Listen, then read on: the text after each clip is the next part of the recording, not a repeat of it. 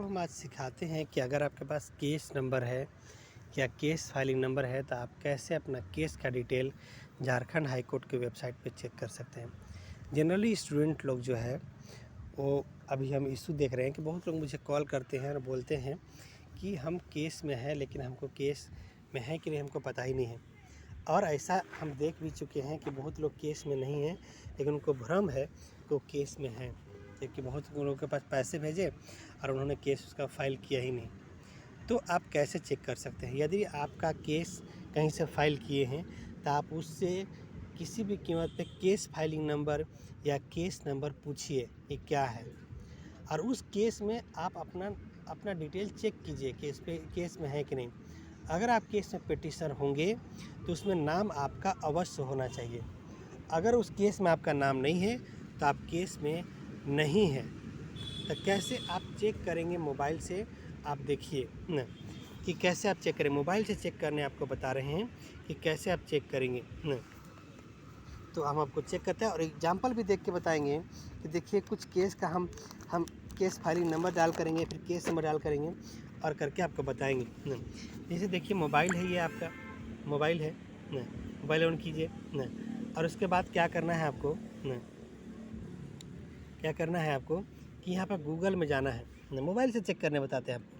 Google है, ये जो गूगल है आपका न, देख लीजिए गूगल है। गूगल में आपको झारखंड हाई कोर्ट लिखना है। यहाँ पे सर्च करने में झारखंड हाई कोर्ट लिखिए न, Jharkhand high court, Jharkhand high court. देखिए हम झारखंड हाई कोर्ट लिख लिए।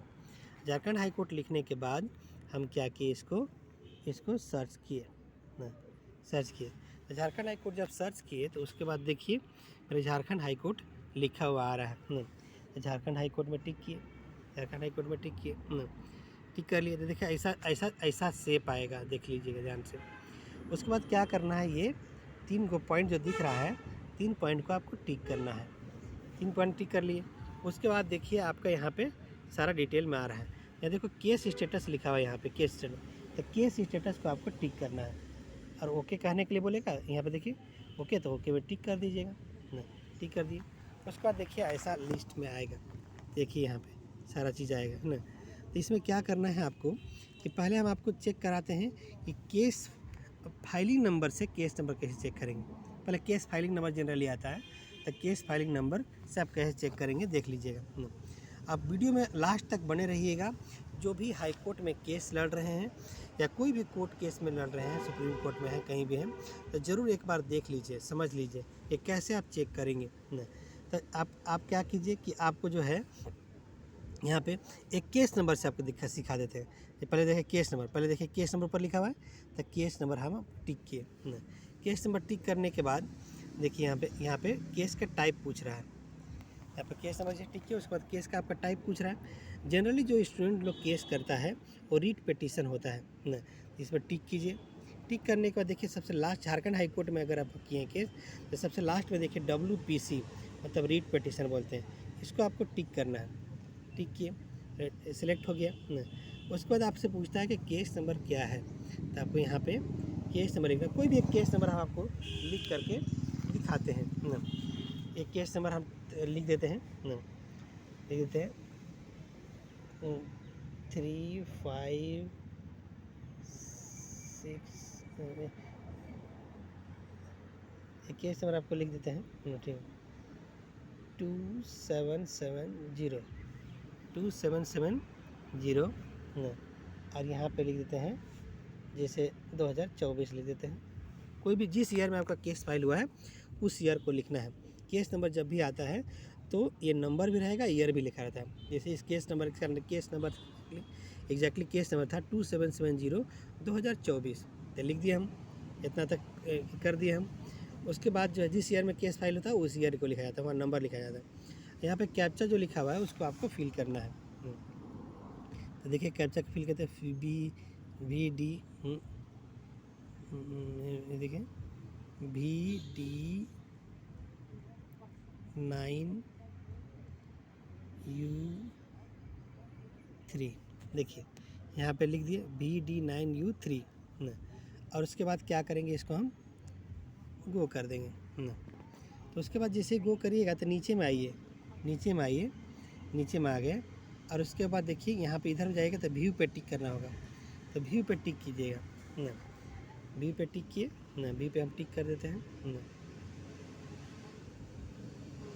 उसके बाद देखिए केस नंबर का पूरा डिटेल आ जाता है। याद रखिएगा ये रजिस्ट्रेशन नंबर को केस नंबर है, देखिए रजिस्ट्रेशन नंबर है ना लिखा हुआ, रजिस्ट्रेशन नंबर 2700/2024 इसी को केस नंबर बोला जाता है।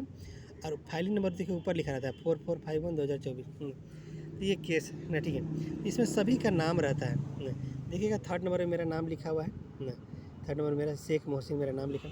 यह देखिए कि इसमें बहुत सारे लोगों का नाम है, सभी का जो भी केस में शामिल है सभी लोगों का इसमें नाम दिख रहा है ना, सभी लोगों का नाम दिख रहा है।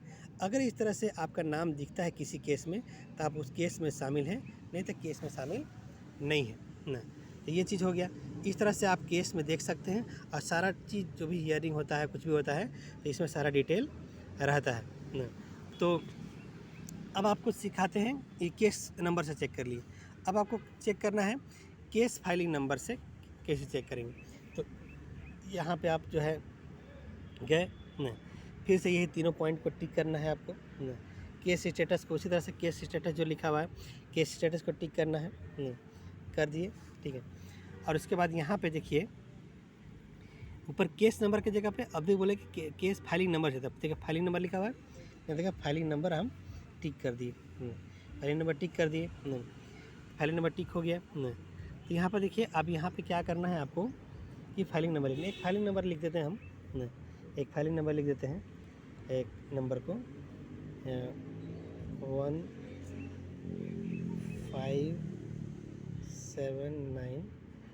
1579 हमारे 2025 का है तो 2025 लिख दिए। देखिए यहाँ पे फाइलिंग नंबर लिख दिए, कोई भी केस का लिख दिए हम यहाँ पे।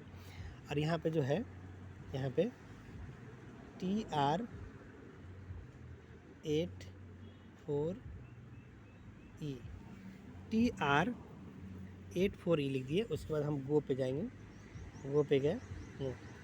उसी तरह से फिर नीचे देखिए व्यू पे जाना होगा आपको ना, व्यू पे याद रखिएगा कि यहाँ पे दो केस दिख रहा है, WPC और इधर है BA। ये तो आपको WPC चेक करना है, स्टूडेंट लोग का जनरली WPC होता है, मतलब रीट पिटीशन बोलते हैं। अब BA जो लिखा हुआ है सेम नंबर लिखा हुआ है, ये अलग मैटर का केस हो सकता है, किसी का क्रिमिनल तो किसी का ज़मीन के मामले में अलग अलग मैटर का केस होता है। तो आपको जनरली WPC करना है, रीट पिटीशन। स्टूडेंट लोग जो केस फाइल करते हैं वो रीट पिटीशन होता है, न्यायिक केस होता है ना, ठीक है। तो यहाँ पे जाके उसी के सामने व्यू पे टिक करना है आपको। देखिए यहाँ पे व्यू पे टिक किए, व्यू पे जब टिक कर किए तो देखिए सिंस ये केस में देखिए सारा लोगों का नाम दिख रहा है ना, सारे लोग जो भी केस में शामिल है सभी का ये नाम दिख रहा है, ठीक है। जो भी लोग रहेंगे केस में नाम दिख रहा है। तो इस तरह से आप जो है चेक कर सकते हैं ना केस के बारे में ना। तो देख लिए ना। तो अब यही चीज़ होता है। तो आप एक चीज़ समझना है आपको कि जब भी आप केस में रहेंगे तो इस तरह से आप चेक कर सकते हैं केस में हैं कि नहीं।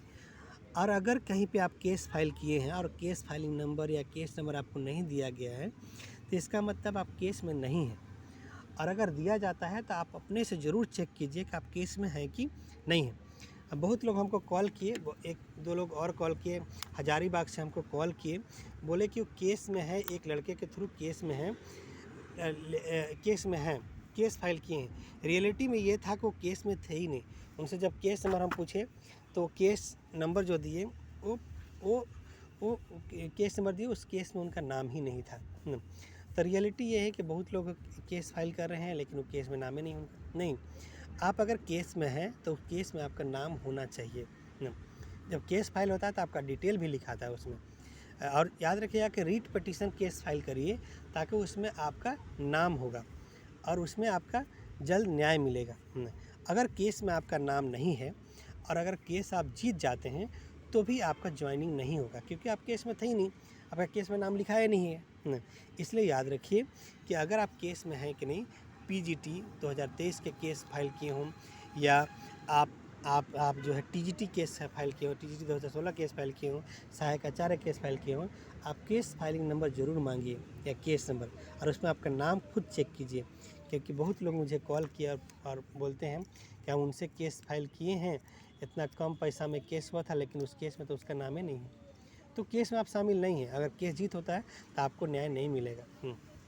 इधर ध्यान रखना है आपको कि केस करते हैं तो केस फाइलिंग नंबर अपने एडवोकेट से या जिस ग्रुप से करते हैं तो ज़रूर से ज़रूर कीजिए। और इजीली केस फाइल हो जाता है। +2 स्कूल का, हाई स्कूल का +2 स्कूल का केस हो या TGT 2000 केस में शामिल होना हो, इजीली केस में शामिल हो सकता है। 4 से 5 दिन में केस फाइलिंग नंबर आ जाता है। और केस नंबर आने में भी आजकल जो है 5 से 10 दिन में केस नंबर आ जाता है, अगर कोई दिक्कत नहीं हुआ तो। इसीलिए यही चीज़ हुआ, अब सब कुछ ऑनलाइन हो गया है, इसलिए कोई दिक्कत नहीं है। ठीक है, थैंक यू। बाकी कोई दिक्कत हो तो इस कमेंट में कमेंट कीजिएगा, हम उस हिसाब से वीडियो बना देंगे। ठीक है, थैंक यू, धन्यवाद।